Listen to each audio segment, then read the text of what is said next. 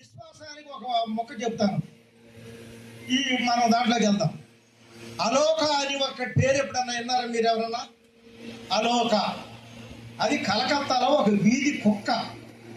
ఈ మధ్యన 20-30 మంది బౌద్ధ సన్యాసులు శాంతి యాత్రని మొదలెట్టారు. శాంతి యాత్రను మొదలెడితే ఈ బౌద్ధులు వెళ్తా ఉంటే ఒక బౌద్ధులు అందులో తిన్నటువంటి ఈ సగం రొట్టె మొక్కను ఆ కుక్కకేసాడు. ఆ సగం రొట్టె మొక్క తిన్నటువంటి కుక్క వాళ్ళతో పాటు దేశ విదేశాల్లో, ఓడల్లోనూ, విమానాల్లో మొత్తం తిరిగి వచ్చింది. అది విశ్వాసం అంటే. కానీ హక్కులు ఇచ్చాడు అంబేద్కర్ గారు, చదువుకునే హక్కు ఇచ్చాడు, మరి రిజర్వేషన్ ఇచ్చాడు, ఉద్యోగం ఇచ్చాడు, ఉద్యోగంలో ప్రమోషన్ ఇచ్చాడు, నువ్వు బట్టలు వేసుకునేది ఇచ్చాడు, మరి అన్ని రకాలుగా ఆత్మగౌరవం ఇచ్చాడు. ఆత్మగౌరవం ఇచ్చినటువంటి బాబాసాహెబ్ అంబేద్కర్ గారి పట్ల మనం విశ్వాసంగా ఉండాలా లేదా?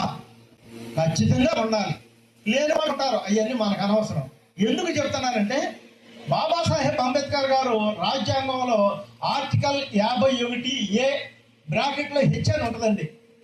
దాంట్లో సైంటిఫిక్ టెంపర్ అని ఉంటుంది. అంటే శాస్త్రీయ దృక్పథం అందరూ కలిగి ఉండాలి. మనం ప్రతి ఒక్కరూ కూడా శాస్త్రీయ దృక్పథం కలిగి ఉండాలి. శాస్త్రీయ దృక్పథం అంటే ఏంటి నేను చెప్తాను దాని గురించి. మరి ఇక వరంగల్లో ఒక మస్తాన్ వలి అని ఒక బాబా లాంటి ఆయన ఉన్నాడు. ఆయన ఏం చేశాడంటే వరంగల్లో ఆ బాబా లాంటి ఆయన వీళ్ళందరినీ పిలిచి సర్టిఫికెట్లు అమ్మడం మొదలెట్టాడు. ఏంటి సర్టిఫికెట్లు? డైరెక్ట్గా స్వర్గానికి వెళ్తానికి వీటి సర్టిఫికెట్లు అమ్ముతున్నాడు. ఒక్కొక్క మనిషికి 50,000, కుటుంబం మొత్తానికంటే 2 లక్షలు సర్టిఫికెట్లు. ఈ సర్టిఫికెట్ ఏం చేయాలి? ఆడు చచ్చిపోయిన తర్వాత ఆ సమాధిలో ఆడు పక్కన ఈ సర్టిఫికేట్ కూడా పెడితే డైరెక్ట్గా దేవేంద్రుడు ఎవరో ఉంటారు కదా, ఆ రంభా ఊర్వశి, మగవాళ్ళు అయితే రంభా ఊర్వశి వాళ్ళు, వీళ్ళైతేనేమో దేవేంద్రుడు, వాళ్ళ దగ్గరికి డైరెక్ట్గా స్వర్గలోక ప్రాప్తి వస్తారు. ఈ స్వర్గానికి సర్టిఫికేట్లు అమ్ముతున్నారండి. ఇది మరి మూఢనమ్మకం. అంబేద్కర్ గారు ఏ ఉద్దేశంతో రాశాడో శాస్త్రీయ దృక్పథం కలగాలని, దానికి అటువంటి విరుద్ధమైనటువంటి. మరి ఇంకొక మాట చెప్తాను. ఈ మధ్యన అమలాపురంలో ఒక పాస్టర్ గారు తగిలాడు. ఆ పాస్టర్ గారు 10,000 ఇస్తే డైరెక్ట్గా అక్కడ ప్లాట్ బుక్ చేస్తాడంట. పరలోకంలో ప్లాట్లు బిజినెస్ చేస్తున్నాడు ఆయన. ఇక్కడి నుంచి అక్కడికి పరలోకంలో ప్లాట్ బిజినెస్. ఇక్కడ డబ్బులు ఇవ్వగానే అక్కడ ప్లాట్ అవుతుందంట. ఇటువంటి పరిస్థితుల్లో మరి ఆ 10,000 తీసుకుని తర్వాత దాన్ని 50,000 తీసుకుని ఆ విధంగా చేశారు. ఈ మూఢ నమ్మకాలండి. నమ్మకం వేరు, నమ్మకం దేవుణ్ణి మనం కోల్చుకుంటాం. అంబేద్కర్ గారి నమ్మకంలో ఈ మతంలో మునిగిపోయి మన జీవితాలు నాశనం చేసుకుంటారని ఆయన మరి ఆనాడే రాజ్యాంగంలో 51A బ్రాకెట్లో హెచ్ని రాయటం జరిగింది. సరే ఒకటి. సరే దాని గురించి మనం మాట్లాడుకునే ముందు ఒక పావు గంట 20 నిమిషాలు మాట్లాడుతుంటే మాట్లాడతాం, లేకపోతే 5 నిమిషాలతో ముగించేస్తాను.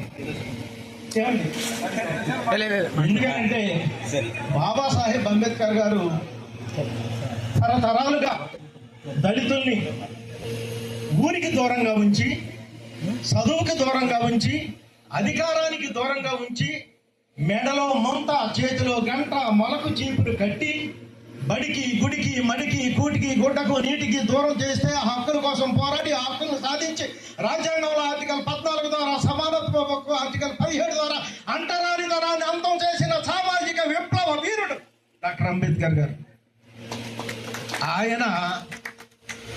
ఆయనకు మనం రుణపడి ఉన్నాం. ఆయన ఏమన్నాడు? నాకు మీరెవరో రుణపడి ఉన్న అవసరం లేదు, నేనే ఒక మనిషికి రుణపడి ఉన్నాను. ఆ మనిషి ఎవరో కాదు, నా భార్య రమాబాయికి నేను రుణపడి ఉన్నాను. ఆ రమాబాయి కనుక లేకపోతే నా చదువు లేదు, నా జ్ఞానం లేదు, నా విజ్ఞానం లేదు, నా పోరాటం లేదు, నేను కలిగించిన చైతన్యం లేదు, అసలు నేనే లేనన్నాడు అంబేద్కర్ గారు. ఎందుకన్నాడు? ఆ రమాబాయి ఆవిడ అసలు పెళ్లి చేసుకోవాలంటే ఒక విషయం, ఆసక్తికరమైన విషయం. ఒక మనిషి ముందు ఒక సంబంధం చూశాడు. రామ్జీ సక్పాల్ గారు అంబేద్కర్ గారు ఒక సంబంధం చూశాడు. చూసిన తర్వాత వాళ్ళతో మాట్లాడిన తర్వాత ఒక తిరణాల్లో రమాబాయి గారిని చూశారు. రమాబాయి గారిని చూసి వాళ్ళ తండ్రి గారు ఈ ముందు సంబంధం క్యాన్సిల్ చేసి ఈ పిల్లని చేసుకుంటామన్నారు. అయితే అప్పుడు కులతత్వాలు చాలా ఉండేవి, కట్టడి ఉండేది, కులం కట్టడి. వాళ్ళందరూ కలిపి ఇది ఒకవేళ గ్రామంలో తగ్గకపోతే 7 ఊళ్ళు పంచాయతీలు పెట్టేవాళ్ళు. ఆ విధంగా పంచాయతీ పెడితే ఆ సంబంధం వదులుకుని రమాబాయి గారిని చేసుకోవడానికి అంబేద్కర్ గారి తండ్రికి ఆ రోజుల్లో 5 రూపాయల కులం తప్పు వేశారండి. అయింది ఆ 5 రూపాయల కులం తప్పు కట్టి రమాబాయి గారిని ఆయన చేసుకున్నాడు. వాళ్ళు గౌరీబాయి, రామాబాయి, రాంబాయి, మీరాబాయి, లేదా శంకరం ఇలాంటి బిగుదూత్రి వాళ్ళ తండ్రి గారు. వాళ్ళ తల్లిదండ్రులు చిన్నప్పుడు చనిపోవడంలో మేడం దగ్గర పెరిగారు.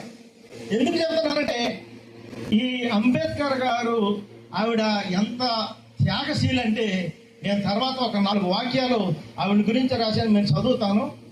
అంబేద్కర్ గారు మరి ఈ దేశంలో తాను తన బిడ్డలు పస్తులుండి 4 బిడ్డలను చంపుకుని తన భర్తను చదివించిన ఏకైక మహిళ ప్రపంచంలో రమాబాయి అంబేద్కర్ గారు. ఇక్కడ ఎవరో లేరండి.